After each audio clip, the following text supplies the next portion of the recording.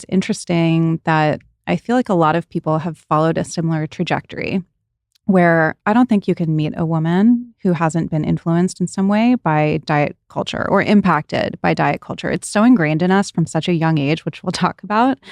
And then I think almost out of desperation, at some point, we have to change our approach. And I know that you guys both have had the experience of like transitioning from more of a disordered place to eating healthy to feel good, not to be skinny, which is such a simple thing. Seems so obvious. So obvious. Yeah. And yet it's like so deeply ingrained, I think, that even when you do make that shift, I don't know if this has been your experience, you just said like you've kind of confronted some of this. It is still there. That programming is always there. Yes. It's so 100%. true. And I think we bonded over this a lot when we first became friends about, you know, we're like, we're not in the throes of disordered eating anymore, where we feel very much on the other side of it. But there are still these little thought patterns or little behaviors that can still arise just from that. And I think you hit the nail on the head. We were raised in the era of everything being skinny or light. Everything healthy was marketed as making you smaller. And I feel like I tried every single diet out there because that's, you know, the headspace I was in. And so when the paleo diet came about, I tried it. And basically what happened was I was eating a lot of fruits and vegetables, unprocessed meat and nuts and seeds. And I started to feel really good. And it was the first time I wasn't eating just probably processed low calorie food, and I was eating whole food sources. And so you're right, it was this aha moment where I was like, oh, people eat healthy for reasons other than just being skinny. It's because you feel so much better. Mm-hmm. And that's a way more sustainable motivation, I think, or motivator. Exactly. Than being skinny. Even though back in the day, it was like, nothing feels as good as being skinny. That was our motto in high school. Yes. We talk about or nothing tastes as good as skinny feels. That's what it was. Yeah. Exactly. Criminal. And we always talk about this too, the certain things that we used to eat because we were just, that's what was advertised to us. Fat-free, everything, sugar-free. We always talk about the Special K diet. Yeah, I know you guys said your Roman Empire was the Special K diet. Special K I didn't know that one. I thought I knew them all. What was the It was basically Special K said, try the Special K diet where you eat a bowl of Special K with skim milk 3 times a day or something. I don't know exactly what it was. I might be misquoting that, but it was something along those lines. No, it was replace 2 of your meals with Special K. So don't eat, essentially. I mean, like, follow the money.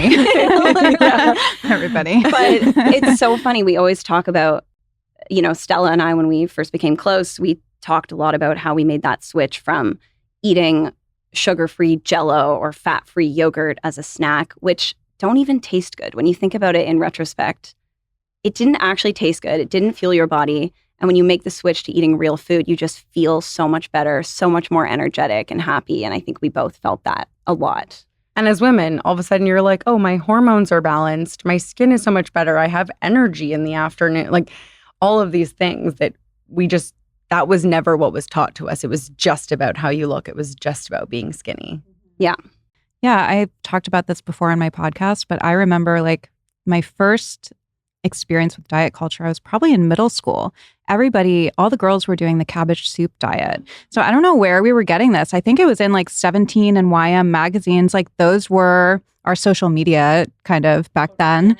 And that's where we were getting all of our messaging and our information. And it was like, you eat cabbage soup 3 meals a day, which is disgusting. Horrible. And then I remember my boyfriend at the time, his family was on the Atkins diet. So it was like so much like mashed cauliflower, and which I do still kind of fuck with like a cauliflower situation. Done well, done right. Yeah. Sure. Yeah, with butter. Yeah, with butter, exactly. Chives. Yeah. But I mean, and it was so normalized back then. And obviously like things change, culture changes. Like there's so much about that time that it would not go over well now between diet culture and just other like cultural things. But I don't know. I feel like now, kind of what I was saying in the beginning, like wellness culture is so saturated.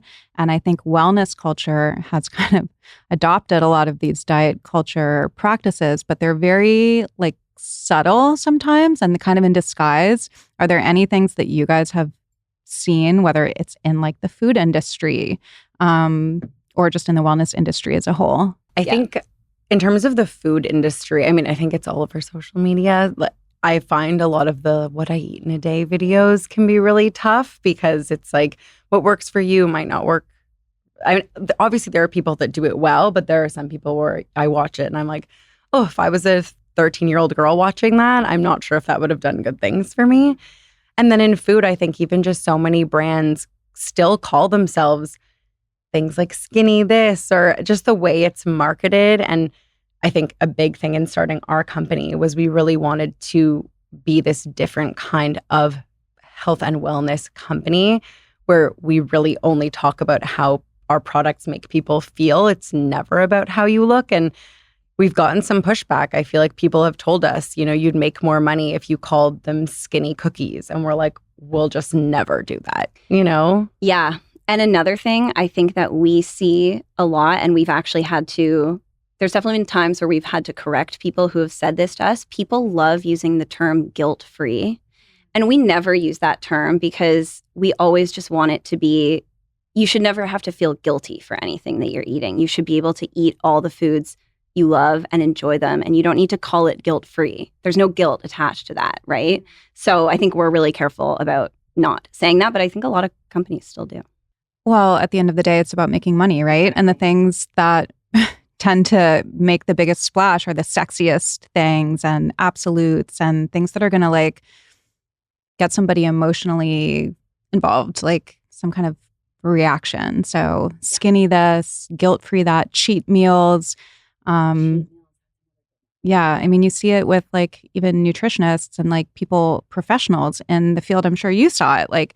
The people who are the loudest and have the most absolute viewpoint, whether it's right or wrong, those people tend to kind of rise to the top. And if you're just very moderate, that unfortunately doesn't get the attention of as many people. Yeah, totally. If you're calling out someone's insecurities and saying, hey, I'm going to fix those for you, whether it's weight, whether it's skin, whatever it is, and you're promising people that your product or your platform has the answers for them, of course they're going to buy it. And I think there is so much value in that for certain people, but of course there are some predatory versions of it, and it is so frustrating for us to see. And I think all we can do is just try to uphold our values, even though, it can be tough. It can be tough. Yeah, definitely.